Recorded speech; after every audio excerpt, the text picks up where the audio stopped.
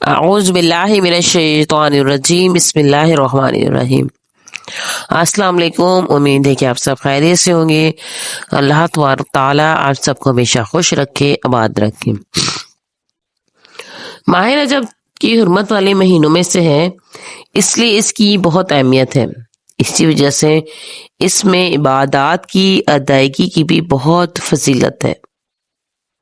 اس مہینے کی بارے میں امام حساس رحمۃ اللہ علیہ نے حکام القرآن میں فرمایا کہ متبرک مہینوں کا خلاصہ یہ ہے کہ حرمت والے مہینے جس شخص کو عبادت کی توفیق ملتی ہے، بقایا مہینوں میں بھی عبادت کی توفیق ملتی ہے۔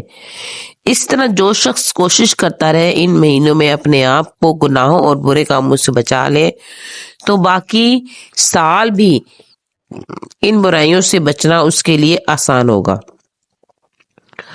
اب یہاں پر یہ سوال پیدا ہوتا ہے کہ بہت سارے لوگ پوچھتے ہیں کہ ماہ رجب کے مہینے میں کون سی عبادت کی جائے، کیا نفل پڑھے جائے، کیا ذکر کیا جائے، اور ان نفل کو پڑھنے کا کیا طریقہ کار ہوگا، دن میں عبادت کی جائے یا رات کو عبادت کی جائے، کوئی خاص طریقہ کار اس کا مقرر ہو۔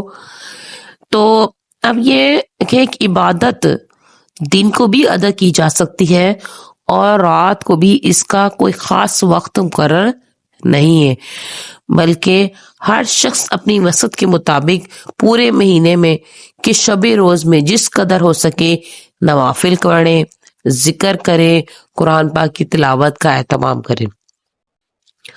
نہ تو کوئی مخصوص نماز اور عبادت ثابت ہے اور نہ ہی کوئی مخصوص اس کے فضائل ثابت ہے، اب نہ ہی ماہ رجب کی کسی تاریخ کو روزہ ثابت ہے۔ ماہ رجب میں جب کھانے پینے کی چیزوں کے بارے میں کیا حکم ہے کہ ماہ رجب میں کھانے پینے کی چیزیں تقسیم کرنا یہ بدعت اور رسومات کی غیر شرعی عمل بھی ہے۔ بہت سے لوگ رجب میں خصوصاً 22 اور 27 کو حلوہ، چاول اور دیگر کھانے پینے کی چیزیں تقسیم کرتے ہیں اور اس میں اجر و ثواب سمجھتے ہیں اور اس کے خود ساختہ فضائل بیان کرتے ہیں۔ در حقیقت یہ سب کچھ شریعت کی مجاز کے خلاف ہے۔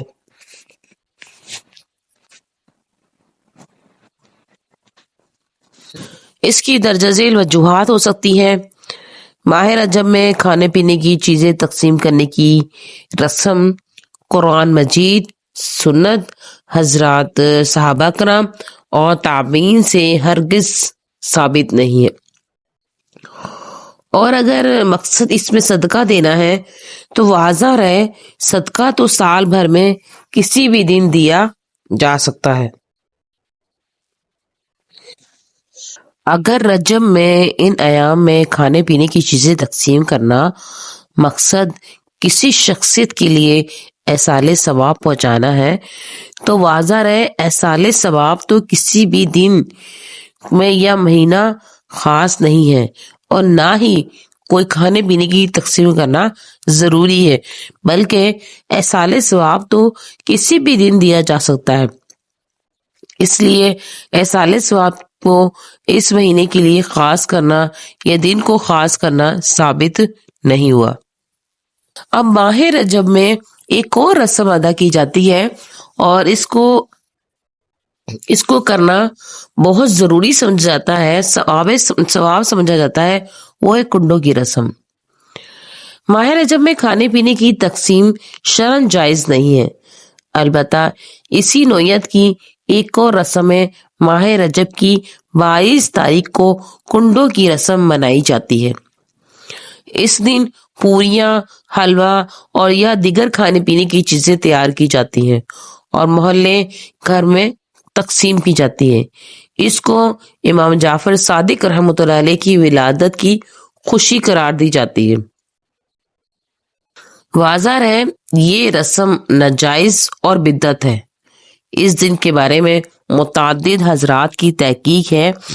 وہ کہتے ہیں، فرماتے ہیں کہ 22 رجب حضرت امام معاویہ رضی اللہ تعالی عنہ کی وفات کا دن ہے، اس لیے اس ناؤز باللہ ان کی وفات کی خوشی میں اہل تشیع نے یہ رسم ایجاد کی ہے۔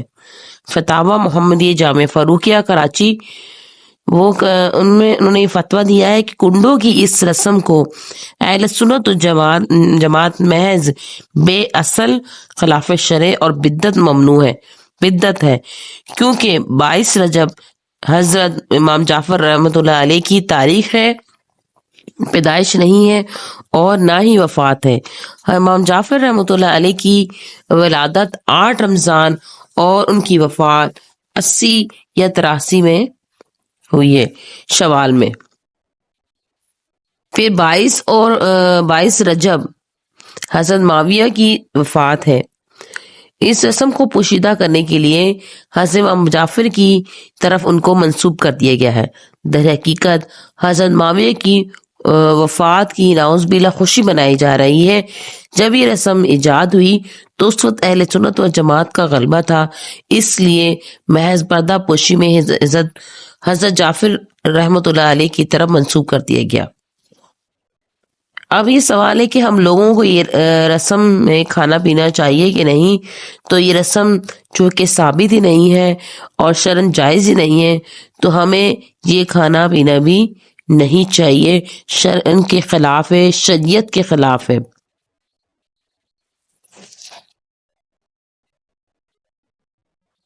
اللہ تبارک تعالی ہمیں اس مہینے کی رحمتوں اور برکتوں کو حاصل کرنے کی توفیق عطا فرمائے، دین پر عمل کرنے کی توفیق عطا فرمائے، اور ہم سب کو گناہوں سے دور رہنے کی توفیق عطا فرمائے۔ وآخر دعوانا ان الحمد للہ رب العالمین۔